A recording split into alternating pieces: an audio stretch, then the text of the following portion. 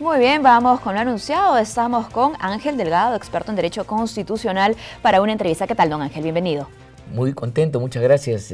Compartí esta mañana contigo, con los amigos que nos escuchan, para hablar de estos temas que siempre son de interés de todos. Por supuesto, nos reunimos nuevamente para hablar de coyuntura electoral debido pues a los progresos, a los avances que se han dado en las últimas semanas, a la toma de decisiones. Ojo que es importante. En líneas generales y para empezar, porque muchos especialistas han dado también su opinión y se la pedimos a usted.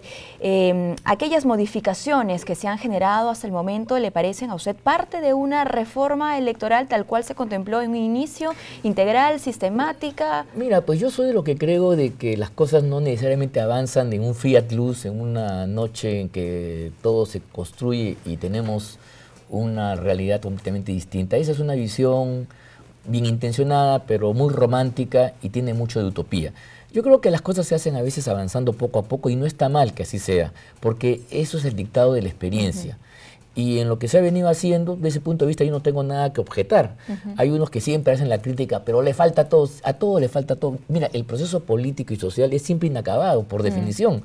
Nosotros mismos nunca estamos contentos con una victoria, con un triunfo. Ahora estamos celebrando la clasificación, pero inmediatamente nuestra preocupación tiene que ser hacer un buen papel ahí. Y así seguiremos. No es que nos dormimos y nunca vamos a pretender copar toda la realidad. Esas ideas, repito, pueden ser generosas, interesantes, pero no corresponden a lo que realmente sucede en los hechos, en la realidad.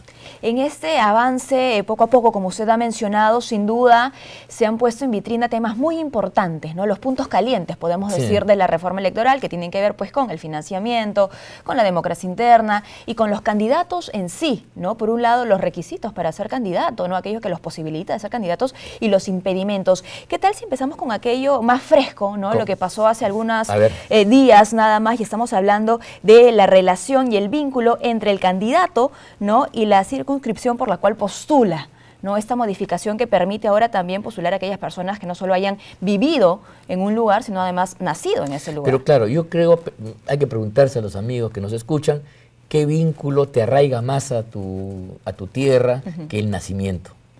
Mira, tú por razones, y que nos escuchan, pueden estar en otro sitio, pero siempre pensando en su tierra. Hay personas que han tenido éxito, han prosperado en la capital y nunca se olvidan de su terruño y siempre están participando en las festividades. Hablamos de cargos de elección popular, perdón, a nivel regional y municipal. Por eso mismo, hablo porque yo conozco mucha gente que está en Lima, pero está pensando siempre en su tierra, está colaborando, es un hombre conocido, es un benefactor, y porque no tiene los 3 años en un caso o 2 años en el otro, no puede postular. Ese tío no tiene más legitimidad y la gente no lo reconoce más que una persona que estuvo viviendo físicamente pero no hizo nada por la localidad. Entonces yo creo que otra vez volvemos a un punto de partida donde el nacimiento es la mejor demostración de arraigo. Lo otro, la vivencia, el ser vecino, el ser ciudadano en un territorio, es complementario. Pero evidentemente, si yo he nacido, pero nunca me vinculo, ¿qué posibilidad real voy a tener yo de ganar una elección si nadie me conoce? Entonces yo estoy partiendo que las personas que quieren postular tienen que ser conocidas. Y me parece bien que haya dos fuentes de aceptación. Las posibilidades, la fuente de la vivencia, hay personas que no han nacido, pero se comportan como vecinos ejemplares porque con su trabajo, con su esfuerzo, son unos más. Y hay personas que no están, pero el hecho de nacimiento ya los vincula. Creo que me parece que volvemos un poco a la fuente clásica, donde estos dos ingresos son fundamentales. Y tiene también que ver con el principio de la nacionalidad. Uno puede ser natural de un país por el jus soli, por haber nacido en el suelo, pero también por el suelo y por naturalización, por un efecto de que yo a través del tiempo me vinculo y de esa manera entonces me siento ciudadano y me naturalizo porque la ley lo permite. ¿Te das cuenta? Son dos mecanismos de llegar a lo mismo y en este caso yo no veo por qué a nivel local y a nivel regional personas que han nacido, aunque no tengan los 3 años, 2 años, pero están vinculados perfectamente al territorio, no puedan buscar la consulta popular y con la gracia del pueblo en las urnas ser autoridades. Claro, el argumento que se ponía, digamos, en contra era la falta quizá, porque hay que ponerlo siempre en un quizá, ¿no?, de conocimiento sobre el lugar, ¿no?, sobre las necesidades del lugar, pero eso vendría ya como una responsabilidad de cada candidato, ¿no? Y del pueblo que eligen. O sea, es evidente que tú, por más que nazcas y nunca, no te sientes, nunca has ido, no van a votar por uno. Evaluar qué tanta emotividad hay en el candidato o ver el lugar como la oportunidad, ¿no?, pero yo siempre creo de que el hecho de nacer te da una vinculación que es muy fuerte y que legitima cualquier participación electoral. Y creo que desde ese punto de vista el Congreso ha hecho bien que quienes han nacido puedan postular sin ningún problema. Creo que eso facilita, democratiza y amplía, y además evita el absurdo que te he contado. Gente que está súper vinculada, pero que no puede vivir porque trabaja en Lima, en un país donde hoy día las comunicaciones han estrechado el territorio, y tú puedes estar presente sin estarlo físicamente, no puedes hacerlo, a pesar que todo el mundo te conoce y tú estás todo el día preocupado por tu pueblo, por las obras, por los servicios, por su futuro en última instancia, ¿no? Entonces yo creo que ahora sinceramos, y me parece bien que el nacimiento sea un mecanismo para poder acceder a ser candidato. Ahora, en el plano contrario, si hablamos de impedimentos para ser candidato, tenemos pues esta medida que ya se tomó hace muchos más días, ya varias semanas, ¿no?, que no le permitiría a condenados por delitos como terrorismo, no apología al terrorismo, narcotráfico, corrupción y otros postular un cargo. ¿Usted qué le parece? Mira, ahí esa ley tenía originalmente un supuesto que era el terrorismo. Y a mí me parecía... Claro, luego se amplió. Y me parecía que el terrorismo puede ser válido porque los terroristas se reconocen políticos. O sea, ¿no?, ellos, ese es su auto claro, y un discurso político. Y tiene un discurso político. Entonces, ahí es establecer un impedimento porque son gente que reniegan de la democracia y son peligrosos, tiene racionalidad. Lo que no me parece es que se haya ampliado en el Congreso una especie de puja. ¿Quién pone más? Y yo siempre les digo, ¿por qué no pusieron a los torturadores, a los genocidas, a los contrabandistas? Y en última instancia, ¿por qué no ponemos a todo aquel que ha sido condenado? Porque yo podría decir, son indignos, pues, quien ha tenido una condena de ser autoridad de una localidad o del país incluso. Y ya, verdad, yo creo que te quiero decir que ahí en esa norma hay dos problemas que por lo menos los traigo para la discusión. Primero, se está violentando una regla fundamental del derecho electoral, que es que el voto popular, la consulta popular, como que te limpia y te exime y te coloca en una situación de reconocimiento político a pesar de las faltas que pudieras haber cometido. Muchos gobernantes en América Latina y en el mundo han salido de las cárceles para ocupar cargos de gobierno. Estoy pensando en Nelson Mandela, ¿no?, que salió de una cárcel para ser gobernante de Sudáfrica, de su país. Y en el caso de América Latina, el número 2 de los Tupamaru, el presidente de Uruguay, Mujica, era un hombre evidentemente con muchos problemas penales. La presidenta de la República, Dilma Rousseff, también, y sin embargo el respaldo popular como que políticamente dices, te exime, te quita la responsabilidad y te coloca en la arena política. Eso es el mandato del soberano. Y el otro argumento es el que si la pena en un país democrático no tiene una función rehabilitadora, no redime. ¿Ya? De esta manera aquí estamos haciendo que gente que haya sido condenada inclusive por delitos más o menos pequeños, como la corrupción de un funcionario, pueda ser impedimento. Pero supongamos, si Odebrecht, Marcelo, fuera peruano, de acuerdo a esta disposición podría postular.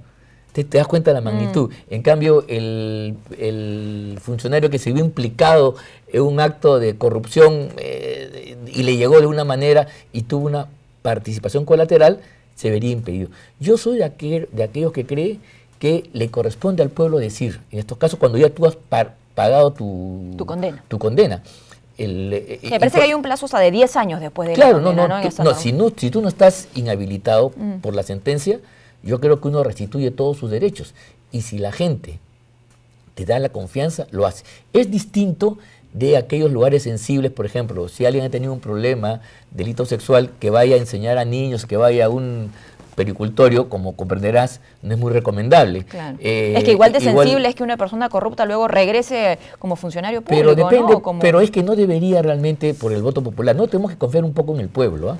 No, yo sé que esto es discutible y yo no quiero aquí aparecer defendiendo a quien no debo, pero yo sí creo de que hay mucha gente. Mira, si estuviéramos ahorita en Venezuela, las acusaciones que le hacen a López, a Ledesma y a compañía son que entre que es terrorista y que es un ladrón.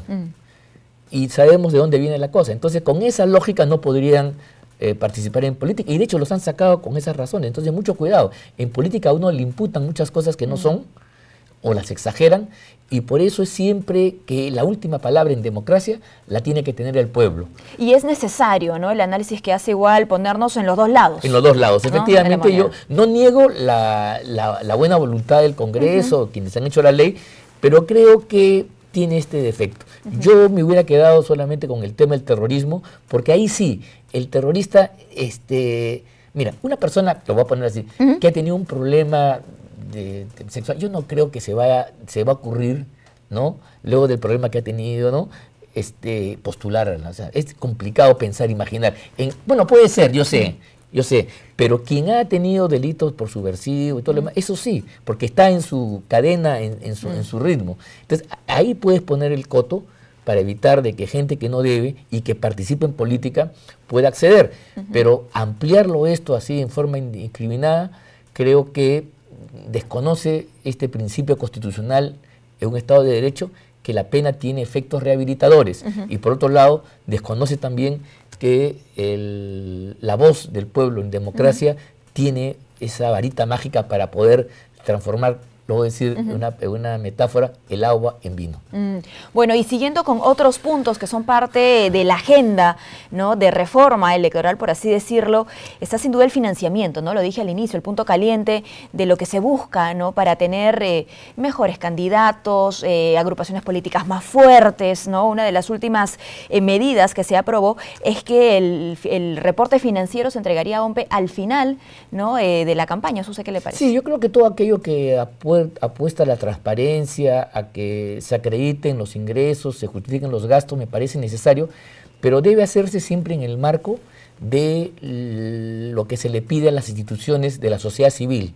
No olvidemos que los partidos políticos son instituciones de derecho privado, no son instituciones públicas. La transparencia que se le exige a una entidad como esta, por ejemplo, o cualquiera del Estado, es una transparencia máxima. El caso de las entidades particulares, ¿no?, tienen el derecho a manejar las cosas dentro de los cánones que la razón permite, siempre y cuando no haya sospecha de que hay una actividad delictiva. Claro. ¿Me explico? Porque si yo, imagínate, en una empresa de publicidad, ¿quién financia este programa? ¿Quién está detrás de tal cosa? Que todos los socios que han aportado tuvieran que demostrar todo lo que se le pide a los candidatos, entorpeceríamos la marcha económica. Tú intervienes cuando tú tienes sospecha de que hay una actitud lícita. O sea, el punto de partida es la licitud. ¿Y cómo se despierta esa sospecha o cómo se identifica una sospecha si no hay la transparencia a tiempo? Porque no solamente es ser transparente, ¿no? Sino... Pero vamos a ser francos. Pues, si yo y tú quisiéramos hacer algo malo, vamos a cuidarnos y cumplir todas las formas y hacemos lo malo y cubrimos las apariencias. Claro, como ya ha pasado. O sea, ningún delincuente va a poner en la ficha, oye, mi dinero viene del narcotráfico. No lo va a hacer, ¿te das cuenta? Seamos claros. Entonces, lo que va a permitir detectar el comportamiento ilícito son otros hechos, la investigación policial, la inteligencia, las denuncias, que permiten, y los hechos, los de balances patrimoniales, que son de otra naturaleza. No es lo que tú declaras.